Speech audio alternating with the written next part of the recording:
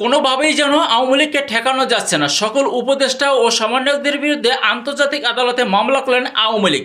মামলার ব্যাপারে কথা বলছেন নিজাম মজুমদার। আসুন তার কথাগুলো একটু শুনে আসি। প্রথম আসামি আমরা করছি ডক্টর মোহাম্মদ ইউনুস, যিনি দখলদার বাহিনীর প্রধান হিসেবে আছেন, lieutenant general Jahangir Alam Chowdhury, doctor Asif Nazrul, doctor Salehuddin Ahmed, AFM Hasan Arif, brigadier general M Shawkat Hossain, M Touhid Hossain যিনি কথিত পররাষ্ট্র উপদেষ্টা, ফরিদা আক্তার, শারমিন মুর্শিদ, Saida Rizwana Hasan, Nurjahan Begum, Adilur Rahman Khan, Bidhan Ranjan Roy Poddar, Faruki Azam, AFM Khalid Hossain, Supradip Chakma, Nurul Haque Noor, Mahfuz Alam, Hizbut Tahrir leader এবং তিনি special assistant to the chief adviser, Nahid Islam কথিত অ্যান্টি উপদেষ্টা এবং ছাত্র বৈষম্য জোটের একজন নেতা ছিল, আসিফ মোহাম্মদ সজীব Bhuiyan, Wahiduddin Mahmud, Ali Imam Majumder, Mohammad Fazal Kabir Khan, adviser interim government of Bangladesh. শুনলেন তো তার কথাগুলি। ভিডিওটি ভালো লাগলে শেয়ার করে সবাইকে দেখার সুযোগ করে দিবেন।